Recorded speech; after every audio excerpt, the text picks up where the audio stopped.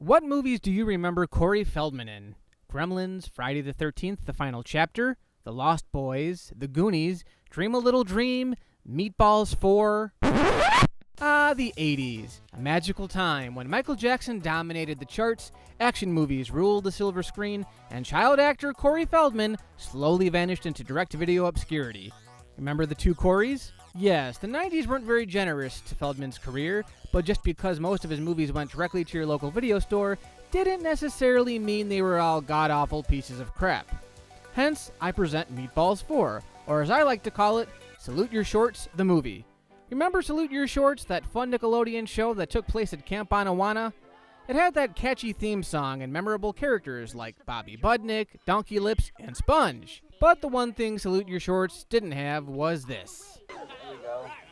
Movies! Forget about the low ratings for just a minute and consider that this is part of the Meatballs franchise. A franchise that not only began with director Ivan Reitman at the helm, but which also launched the film career of Bill Murray. It doesn't take a film scholar to recognize that going from Bill Murray to Corey Feldman is a huge downgrade in talent, until you realize that this wasn't designed as a Meatballs film. The original title was Happy Campers, but apparently the Meatballs franchise was so popular at the time that it was renamed, which is fine because the Meatballs franchise is more or less an anthology series anyway. What I'm getting at is, I never saw the original Meatballs, but while some may consider it a classic, it isn't a film one usually talks about when discussing Bill Murray's filmography. That being said, Meatballs 4, while it's sunk into video obscurity, is actually a fun watch. And if you can get past all of the really uncomfortable extreme close-ups, it'll make you feel like you're watching an adult version of a 90s TV show. The movie takes place at a water ski camp owned by Neil Peterson, played by the late Jack Nance, who's in dire financial straits due to a large mortgage and a decline in attendance over the years. And all because of one thing. The economy? Damn TV. To try and even things out, Neil hires former employee Ricky Wade, played by Feldman, to work his magic and garner enthusiasm from the campers. The fate of the camp rests on a ski meet held between Lakeside and its wealthy competitor, Twin Oaks. Now, if you're not familiar with Twin Oaks is that big, fancy, rich place on steroids across the lake. Now, a lot of times what happens is a movie like this will market the crap out of its star, only to put him in a cameo in order to sell videos. But I'm not lying when I say Corey Feldman carries most of this film, and he's actually really good. Hi, Bill. Hi, Ted. Any excellent adventures lately? No? Good. He has charisma, he has heart, he has all the best jokes. So much, please, just pull it. And when he needs to be sincere, Your grandfather cares a lot about you, and he cares a lot about this camp. And he wants you to have this camp when he's gone. God damn it, it works! There's a love triangle between Ricky, Neil's granddaughter Kelly, and Kelly's boyfriend Kyle, who, up until Ricky shows up, was applying for a position as the camp's new recreational director. Ricky ends up with a gig, which puts pressure on Kelly's and Kyle's relationship, and creates the obvious rivalry between Kyle and Ricky. It's all cliche stuff, but it's Feldman's wit that makes it funny. Wait. Hold on a minute.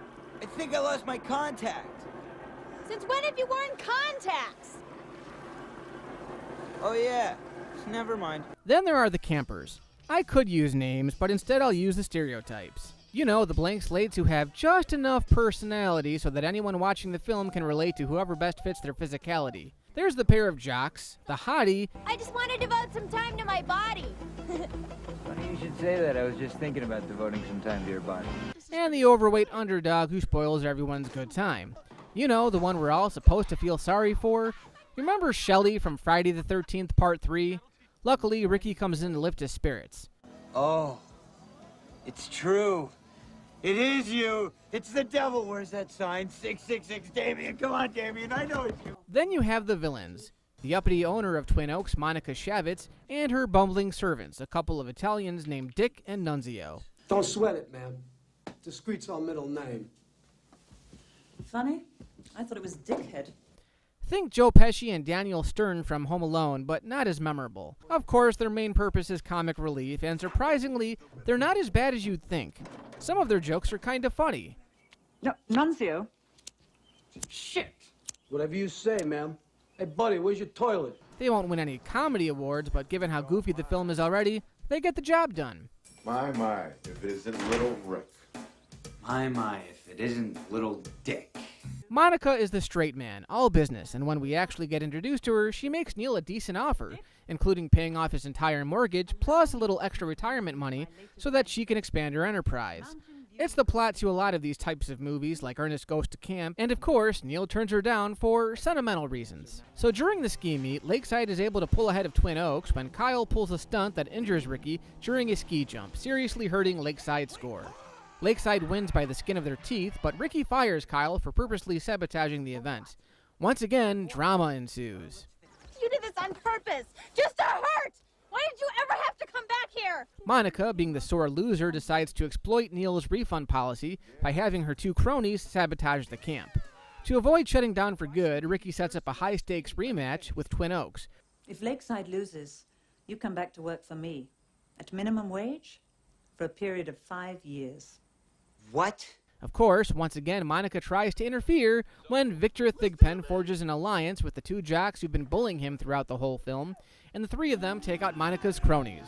The second ski meet is a little more enjoyable to watch, but there's nothing that special with either of them. It's like watching snippets from an actual water skiing competition. Ricky actually gets injured a second time, so Neil decides to take one for the team and heads out on the lake. What's funny about this is, the stunt double they used, even from the wide shots, looks nothing like Neil. It's so blatantly obvious that the guy they used is like 30 years younger. Of course, the real cheesiness comes from when Ricky attempts the triple hinge, a feat that only Neil has accomplished. It's a running plot thread throughout the film, and when Ricky finally does it, it's so obvious that he's not even coming close to completing 3 revolutions. Look how close he is to the water before they replay the same somersault 2 more times. This is where the limitations of the budget start to rear their ugly head, but it's forgivable given how the rest of the movie plays. I don't think I'm ruining anything by saying that, of course, Lakeside wins, everyone gets the girl in the end, and they even have time to throw in a little fourth wall humor before the credits roll. Some movie star you are.